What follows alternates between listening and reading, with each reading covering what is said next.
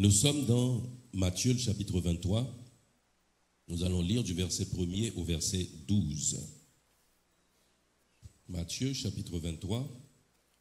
Nous allons lire du verset 1er au verset 12.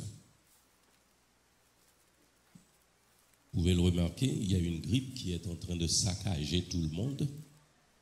Nul n'est exempt.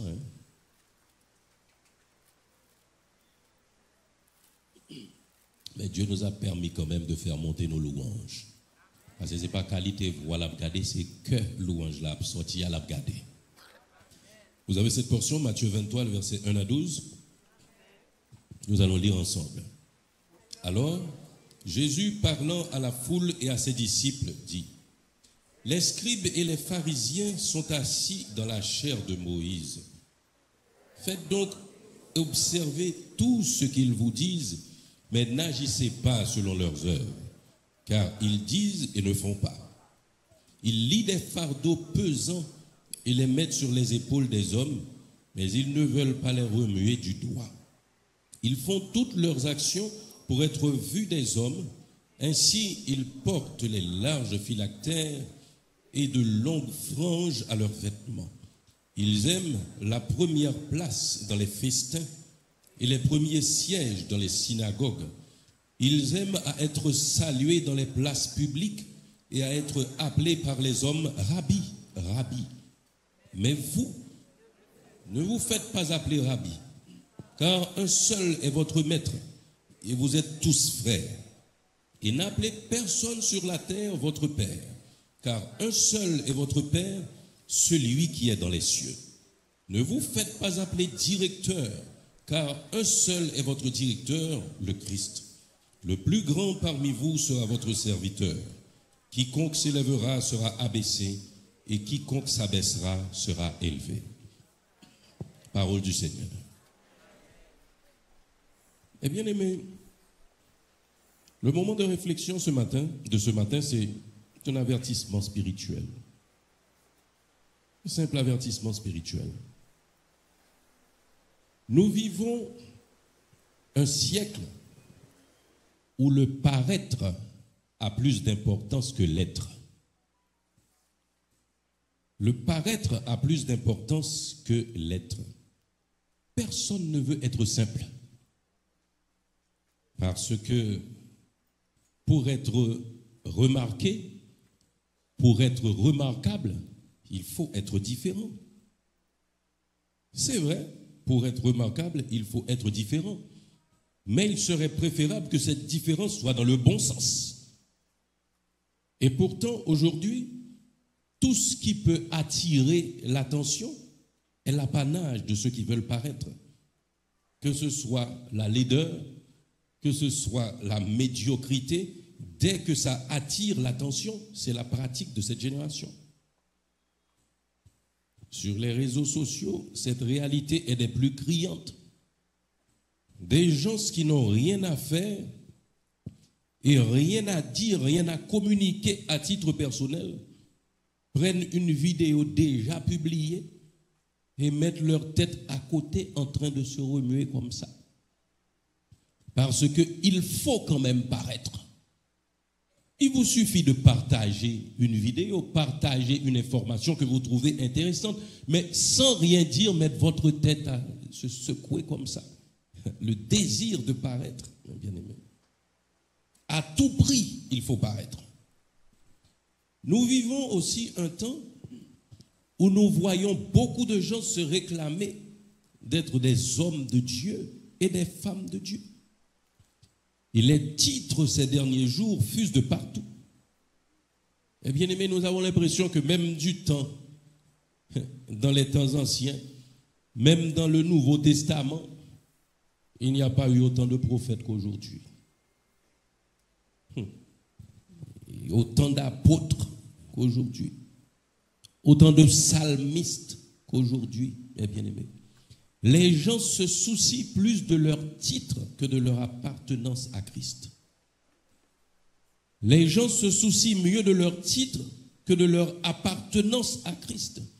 Et en ce sens, souvent nous trouvons des chrétiens, entre guillemets, qui parlent plus de leur réalisation spirituelle que de Dieu.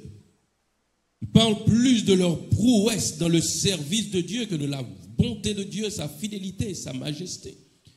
Au lieu de chercher à gagner des âmes pour Dieu, ils sont préoccupés à épater le public.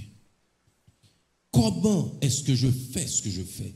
Comment est-ce qu'on me voit dans la position où je me trouve? C'est là la préoccupation de plus d'un.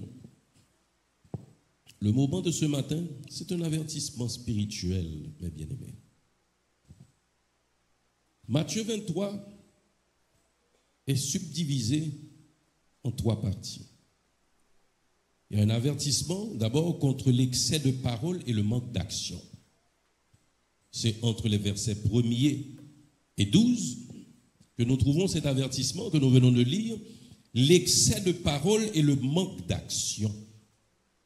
À l'époque où Jésus prononçait ces paroles, il y avait pas mal d'enseignants, les scribes et les pharisiens, des docteurs de la loi. Mais ce qui arrive, c'est que ces enseignants n'étaient pas dignes de foi. Leur credo était meilleur que leur conduite. Il s'agissait là des gens qui s'acquittaient de leurs devoirs religieux, non par motif de conscience, mais pour soigner leur apparence.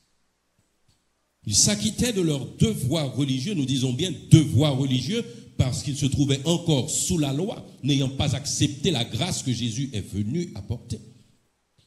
Parce que sous la grâce, on ne parle pas de devoirs religieux, on parle de dévotion à Christ. Ils s'acquittaient de leurs devoirs, non par motif de conscience, mais pour soigner leur apparence vis-à-vis des autres. Et le piège, c'est que quand les autres ne sont pas là, il n'y a plus rien à faire. La deuxième partie constitue les 7 motifs de condamnation réservés aux scribes et aux pharisiens, entre les versets 13 et 36. 7 motifs de condamnation réservés aux scribes et aux pharisiens. Et à chaque fois, le mot revient. Malheur à vous, scribes et pharisiens hypocrites. Le mot revient à chaque fois, mes bien-aimés. Ils étaient bien sûr des docteurs de la loi, ayant une bonne connaissance du Pentateuque, de la Torah. Ils pouvaient, à partir de la loi de Moïse, effectuer n'importe quel jugement. Mais ce n'est pas la connaissance qui sauve. C'est la foi qui sauve, mes bien-aimés. Et dans cette partie, je vous dis que ce que vous faites est ce que vous êtes. Ce que vous faites est ce que vous êtes. Vous pouvez avoir le verbe. Vous pouvez avoir l'apologie la plus avancée. Vos actions parlent plus fort. Et vous serez jugés selon le fond et non sur la forme. Vous serez jugés selon le fond et non sur la forme. Pas les belles paroles, pas les grandes démonstrations. Et c'est la raison pour laquelle Jésus a comparé les scribes et les pharisiens à des tombeaux blanchis. La couleur choisie est symbolique, des tombeaux blanchis.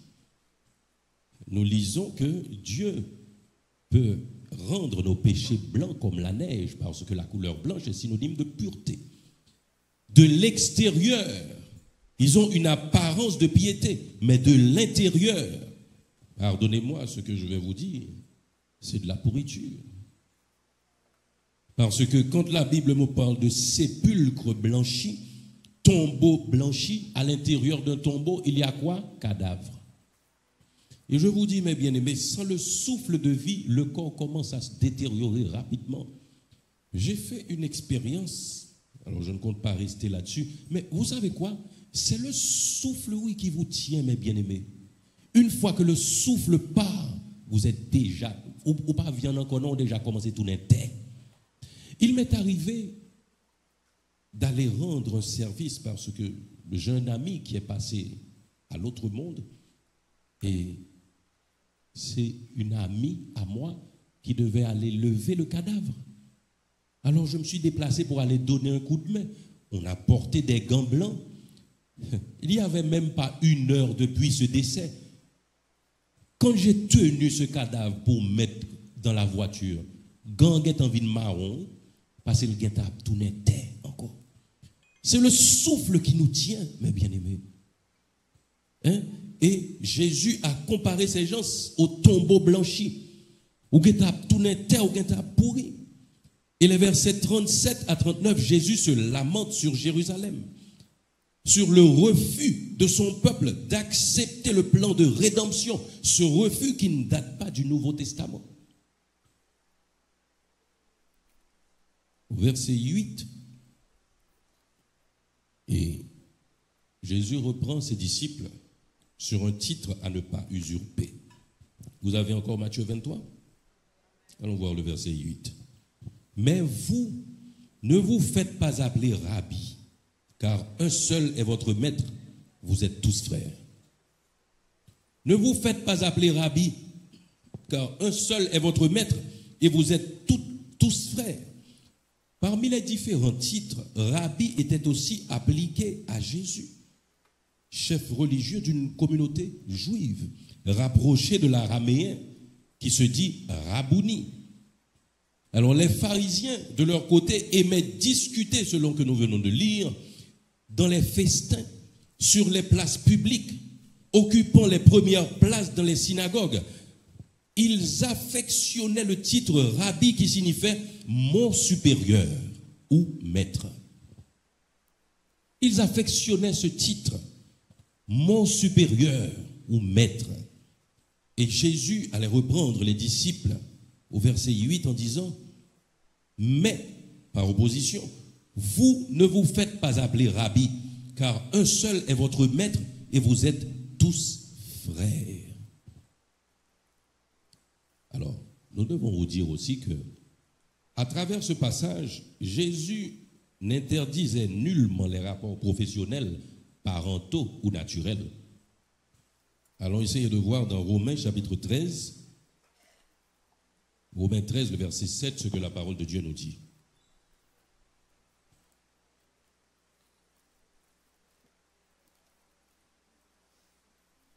Romains 13, 7, vous avez la portion? Romains chapitre 13, le verset 7, nous lisons ensemble. Rendez à tous ce qui leur est dû. L'impôt à qui vous devez l'impôt, le tribut à qui vous devez le tribut, la crainte à qui vous devez la crainte, l'honneur à qui vous devez l'honneur. Jésus n'avait pas comme intention d'interdire les rapports professionnels, parentaux ou naturels. Notre père biologique est notre père sur la terre et nous l'appelons père, papa. Celui qui a mis son temps pour étudier la médecine est appelé docteur. Ce n'est pas dans ce sens que Jésus nous demande de ne pas appeler des gens maîtres ou docteurs. Celui qui a étudié au point d'avoir une maîtrise dans une science, dans une discipline déterminée est appelé maître. Oui. Ces titres sont visés par Jésus dans le domaine spirituel. Ces titres sont visés par Jésus dans le domaine spirituel. Il voulait faire le point sur les relations spirituelles de l'homme avec Dieu. Ce passage est donc un exposé des relations fondamentales entre l'homme et Dieu. Et à travers cette portion, nous comprenons que 3 choses caractérisent le chrétien. Ce qu'il est, ce qu'il croit et ce qu'il fait. Ce qu'il est, ce qu'il croit et ce qu'il fait. Et très rapidement, nous vous disons que ce qu'il est, c'est son identité spirituelle. Sa position en Christ. Un justifié. Ce qu'il croit, c'est ses convictions. Les valeurs auxquelles il s'attache à la lumière des Saintes Écritures. Et ce qu'il fait constitue ses actions qui sont la matérialisation de son être. Mais bien aimé, ce que vous faites, c'est la matérialisation de votre être. Vous pouvez vous mettre à parler à n'en plus finir. Vous pouvez dire que vous croyez en telle ou telle chose. Si vos actions ne sont pas conformes à ce que vous dites et à ce que vous pensez, vous êtes faux. La conformité de ces 3 éléments, identité spirituelle, conviction et action, c'est la conformité de ces éléments qui disent si vous êtes vrai ou faux. Je ne sais pas si vous avez jamais rencontré quelqu'un qui ment même en souriant. Mais bien aimé, Dieu a conçu l'être humain d'une façon. Quand vous regardez les yeux de quelqu'un, vous savez si cette personne est contente ou fâchée, si la personne est triste, seulement en voyant ses yeux. Même quand les lèvres s'écartent pour laisser voir les dents, vous pouvez savoir si c'est un vrai sourire ou si c'est un sourire hypocrite. Mais bien aimé, quand ce qui vous traverse n'est pas conforme à vos réactions, vous êtes faux. Et c'est la raison pour laquelle Jésus a insisté à chaque fois dans les 7 motifs de condamnation des pharisiens. Il a dit, scribes et pharisiens hypocrites, parce que la conformité n'existait pas entre ce qu'ils sont, ce qu'ils croient et ce qu'ils font. Nous devons veiller sur ça, mes bien-aimés. Vaut mieux ne jamais avoir prononcé des paroles. Vaut mieux ne jamais avoir prononcé qui vous êtes. Il vaudrait mieux laisser les gens découvrir à travers vos actions qui vous êtes. Je vous dis, mes bien-aimés, vous savez, la communauté est tellement controversée aujourd'hui que certaines fois, j'arrive quelque part, je me présente comme Kelly Louis Saint. Je ne dis pas homme de Dieu, je ne dis pas pasteur, je ne dis pas serviteur de Dieu, je me présente comme Kelly Louis Saint. À la rigueur, père de famille. Mais au fur et à mesure que vous vivez avec moi, vous devez me faire la question à savoir, vous êtes chrétien? Là, c'est mieux. Parce que ce ne sont pas mes paroles, ce ne sont pas les idées que je véhicule, mais c'est ma façon d'agir. Et c'est le message de ce matin, mes bien-aimés. Nous ne nous attachons pas aux titres, aux perceptions. Parce que je vais vous dire, souvent, nous prenons du temps pour soigner notre réputation en négligeant notre caractère. Et nous le disons très souvent du haut de cette chair. La réputation, c'est ce que les autres pensent de vous. C'est la perception que les autres ont de ce que vous projetez. Mais votre caractère, c'est la personne que vous êtes devant Dieu. Votre caractère, c'est votre intégrité. Est-ce que vous êtes la même personne partout et dans toutes les circonstances? C'est ce qui doit constituer notre préoccupation ce matin, mes bien-aimés. Et sur le plan spirituel, l'homme a besoin de 3 choses. 3 éléments. La vie, l'instruction et les directives. La vie, l'instruction et les directives. Nous venons de le voir tout à l'heure, le souffle de vie, c'est ce qui fait de nous des hommes, des êtres humains. Car sans le souffle, nous retournons à la poussière, comme Dieu l'avait dit en Genèse.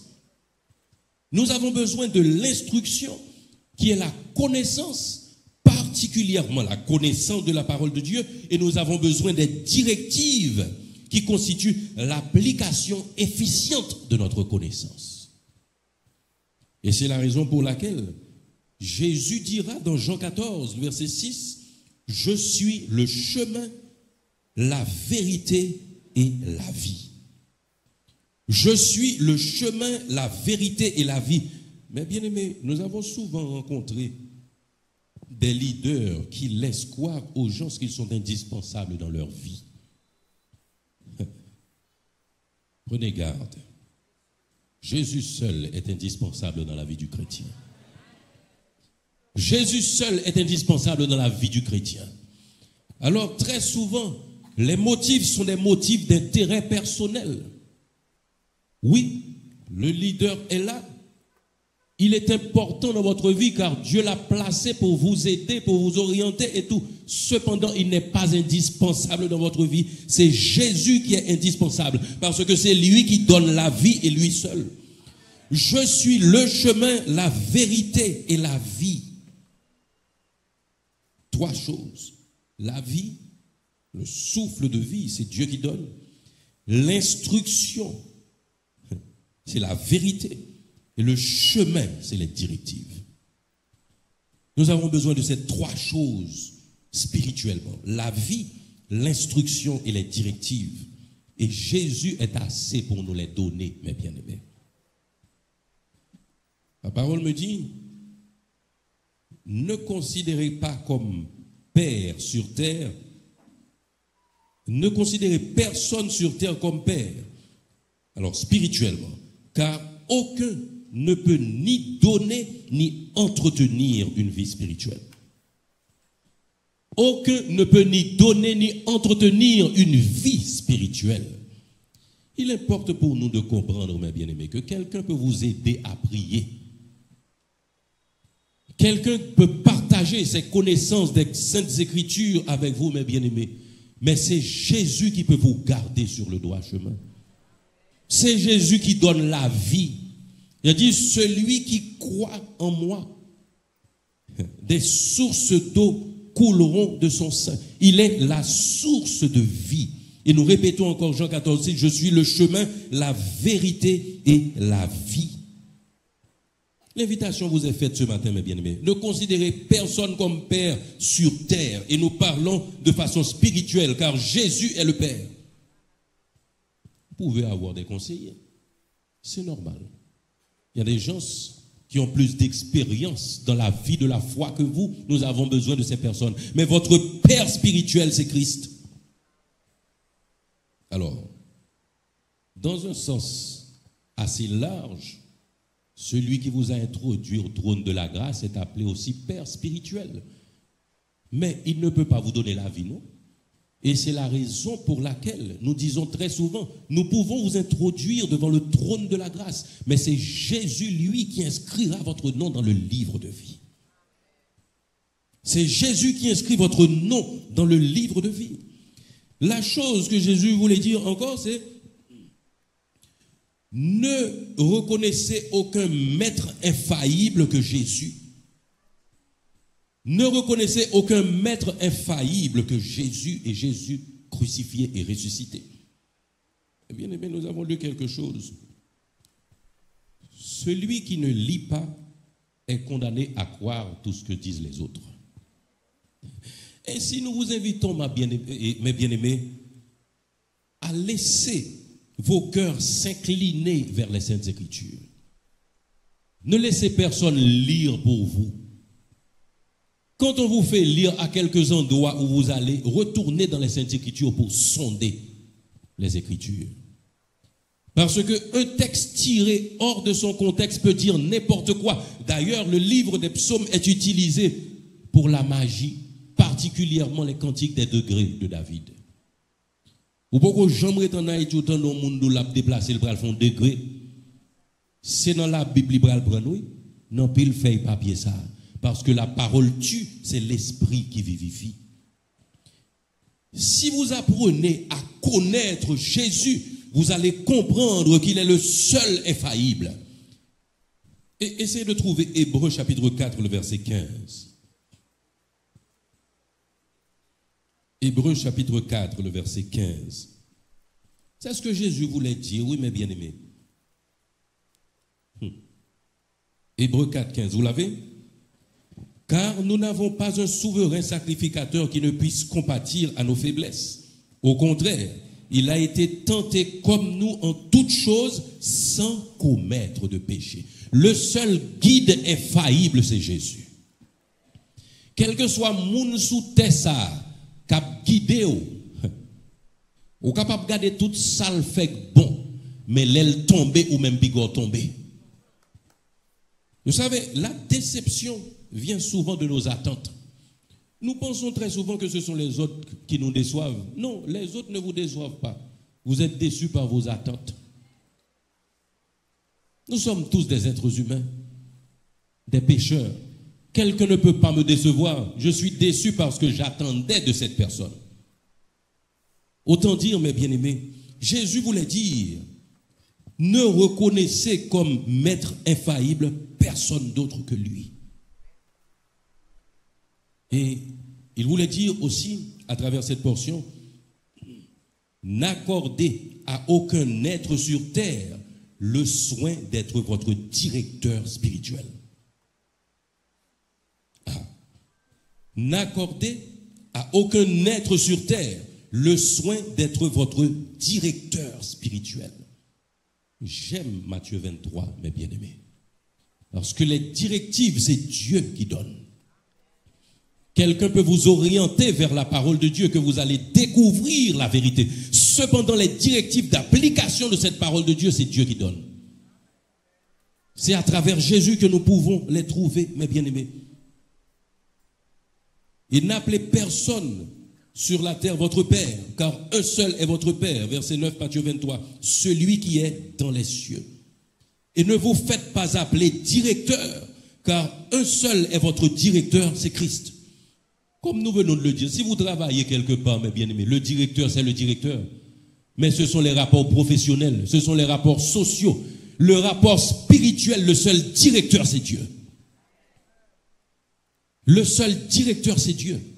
Et c'est lui, quand il entre dans votre cœur, par l'entremise de son Saint-Esprit, il peut incliner votre volonté vers l'obéissance.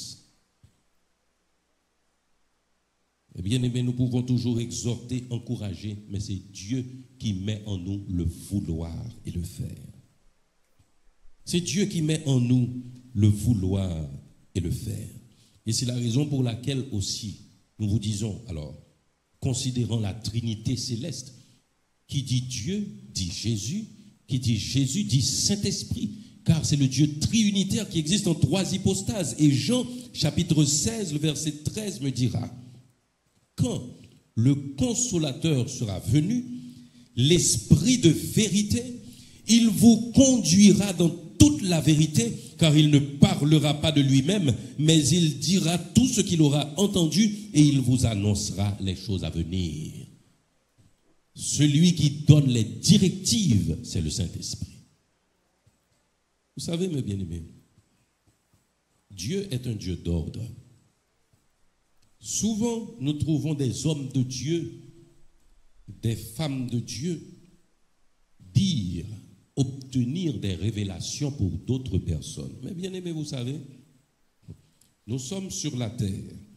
Et comme le passage l'a écrit, nous sommes tous frères. Nous sommes tous frères. Les titres dans le royaume des cieux n'élèvent personne en position de supériorité par rapport à un autre. Dieu nous a donné des fonctions différentes. Mais nous ne sommes pas supérieurs l'un par rapport à l'autre. Nous sommes tous frères et sœurs dans le Seigneur.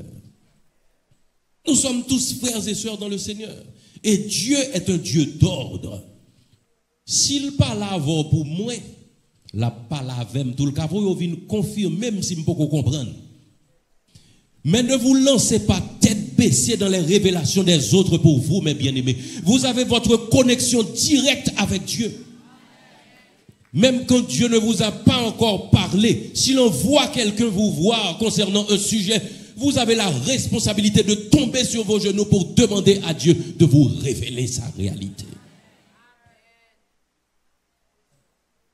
En pile monde a un mauvais chemin avec des hommes de Dieu, avec des femmes de Dieu. Parce qu'il y a pas son bagage. La Bible ne nous dit pas que les songes naissent de la multitude et des pensées. Ah. Moun n'a pas son bagage, il t'a remis ou elle fait, il dormi le ou elle, il déclare c'est bon Dieu qui dit. Et puis il vient, il douce ça, ou pas par la bon Dieu, parce que même la tonti en fort plaisir, tout ou tout marcher la donne. Mais bien aimé, notre relation avec Dieu est plus intime que toutes les autres relations que nous pouvons avoir sur la terre.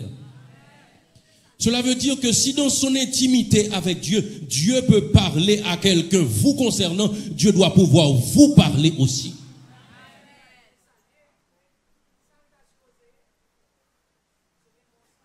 Ne laissez pas les titres des gens vous effrayer pour marcher aux premières paroles. Vous savez quoi? C'est la raison pour laquelle, ici à Mahalaleyel, et nous l'avons compris aussi par les temps qui courent dans d'autres assemblées que nous suivons certaines fois, soit à distance ou que nous avons l'occasion de visiter, l'évangile est christocentrique. L'évangile est centré sur Christ. Parce que toutes les saintes écritures, sur toutes les saintes écritures, Christ est à la base. Jean 1er me dit, au commencement était la parole La parole était avec Dieu et la parole était Dieu. En elle était la vie et la vie était la lumière des hommes. Vous êtes un homme de Dieu? Je suis d'accord. Mais je suis aussi un homme de Dieu. Si Dieu vous parle, il peut me confirmer. Il peut me confirmer. Vous connaissez des gens qui ont tellement une bonne relation avec bon Dieu parle avec eux, dit bon Dieu, oh, si c'est où, bon tel signe. Si c'est où, bon tel signe. Il y a des serviteurs de Dieu, mes bien-aimés, qui ont développé cette relation avec Dieu. Même pas, c'est des titres qui ont couru, non? Ces serviteurs étaient préoccupés par l'obéissance à Dieu. Ces serviteurs étaient préoccupés par leur bonne relation avec Dieu. Et c'est la raison pour laquelle Dieu a pu dire, cacherai-je à Abraham ce que je vais faire? Ce n'est pas le haut niveau de connaissance des Saintes Écritures d'Abraham, non? D'ailleurs, à l'époque d'Abraham, la Bible n'était pas encore rédigée dans sa totalité. Alors même pas dans sa totalité. Abraham fait partie des premiers. Mais c'est son rapport avec Dieu qui lui révélait la volonté de Dieu pour lui. Ce n'était pas le titre de patriarche. D'ailleurs, c'est le déroulement de sa vie qui lui a donné son titre. Il était appelé avant Abraham, le père élevé. Son obéissance, son attache à la promesse de Dieu a changé son nom en Abraham, père d'une multitude. Eh bien aimé, ce ne sont pas les titres. C'est votre rapport avec Dieu. Et nous finissons avec la lecture de ces deux versets de Matthieu 23, les versets 11 et 12. Le plus grand parmi vous sera votre serviteur. Et quiconque s'élèvera sera abaissé. Et quiconque s'abaissera sera élevé. Eh bien aimé, tout contraire aux pharisiens et aux scribes, n'agissez pas pour être vus. Agissez par motif de conscience. N'agissez pas pour construire votre réputation. N'agissez pas pour qu'on puisse parler de vous, de vos réalisations après votre départ. Mais agissez premièrement parce que votre nom est inscrit dans le livre de vie. Agissez pour ressembler à Christ, mes bien-aimés. Et par-dessus tout, humiliez-vous sous la puissante main de Dieu afin qu'il vous élève au temps convenable. Que Dieu vous bénisse.